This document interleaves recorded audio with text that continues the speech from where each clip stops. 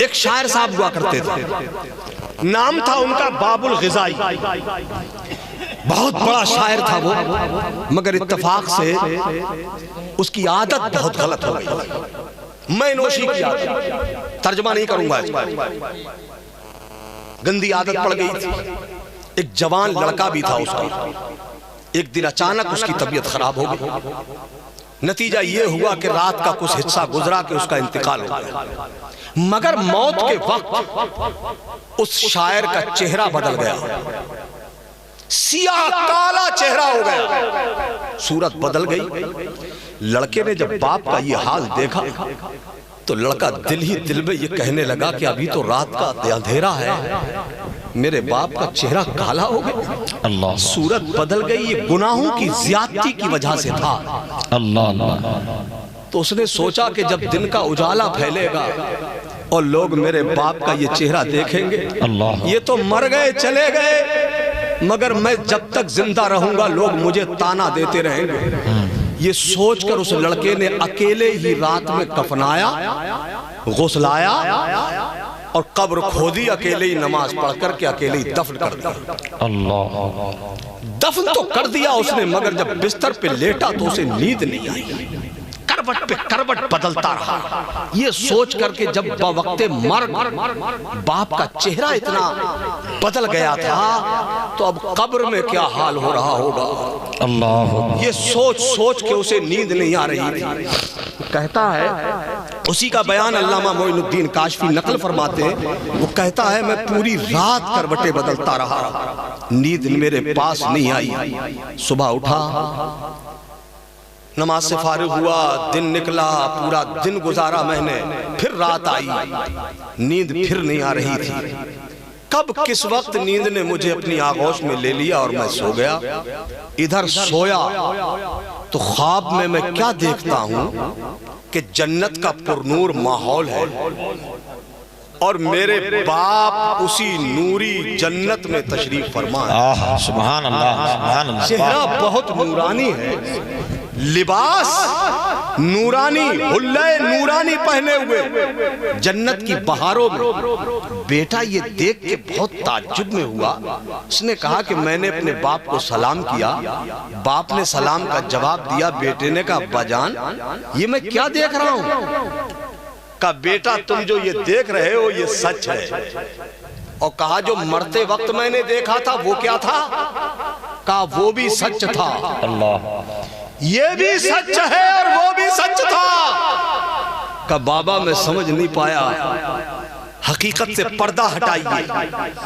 باپ نے کہا بیٹا جب میں مرنے لگا تو میری صورت بھی بدل گئی، گناہوں کی کثرت کی بنیاد پر میرا چہرہ بھی کالا ہو گیا۔ میرے بچے جب تو نے مجھے قبر میں دفنایا تو مجھے قبر کی اندھیری اور تاریکی کی بھیانک وہ لمحے میرے لیے کسی موت سے کم نہیں تھے۔ میرا بیٹا میرا دل بہت گھبرا رہا تھا اس اندھیرے میں، اسی اندھیرے کی طرف سرکار اعلیٰ حضرت نے اشارہ کر کے کہا تھا اکیلا گھر، اندھیرا گھر، اکیلی جان، دم گھٹتا دل اکتاتا، خدا کو یاد کر پیارے وہ ساتھ آنے والی ہے۔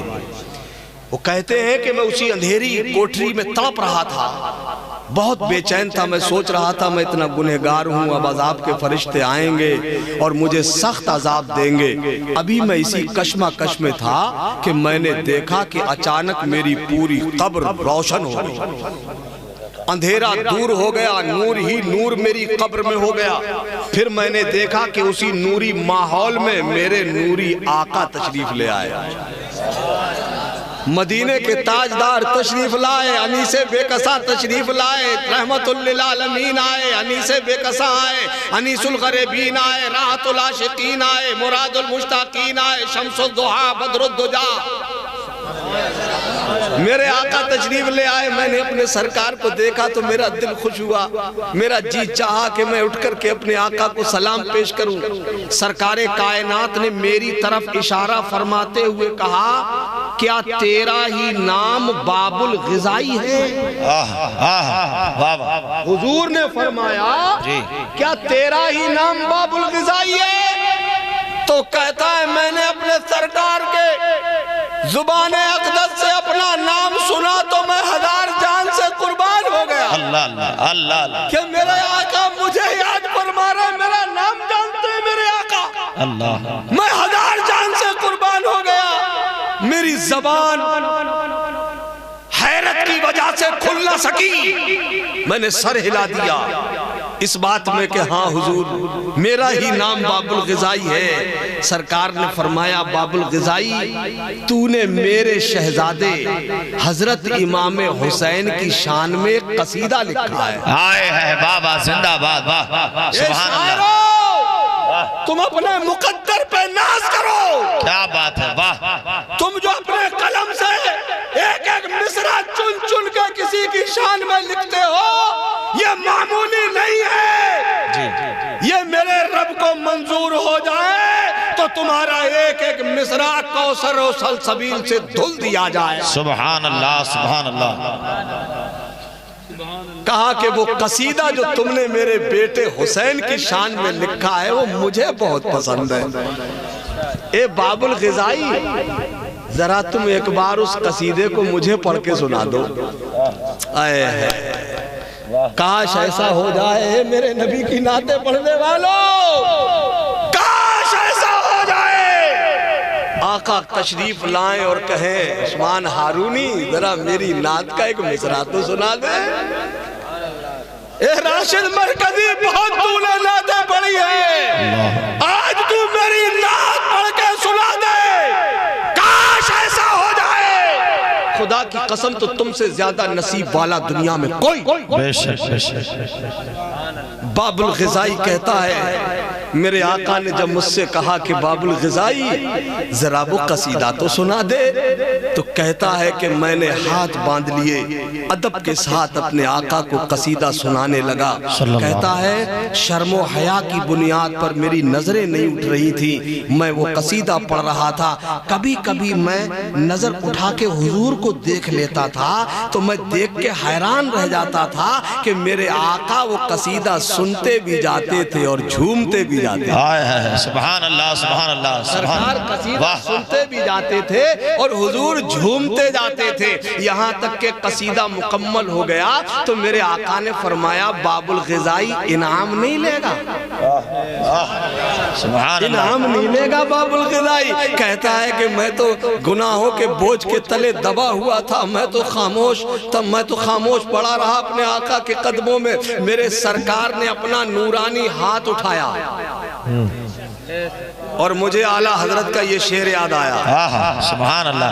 ہاتھ جس سمت اٹھا غنی کر دیا، موجے بحرے سماحت پہ لاکھوں سلام۔ میرے آقا کا ہاتھ اٹھا، میرے آقا نے باب الغذائی کو اپنے قریب کیا اور باب الغذائی کے چہرے پر اپنا نوری ہاتھ پھیر دیا۔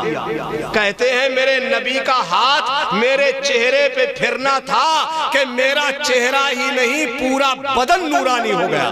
واہ واہ سبحان اللہ۔ پھر میرے آقا نے جو نوری جبہ حضور پہنے ہوئے تھے، حضور نے وہ نوری قبا شریف اتاری اور مجھے پہنائی اور پہنا کے کہا باب الغذائی وہ دیکھ جنت میں جو نوری محل ہے وہ تیرے ہی لیے میں نے اللہ سے مانگ لیا ہے۔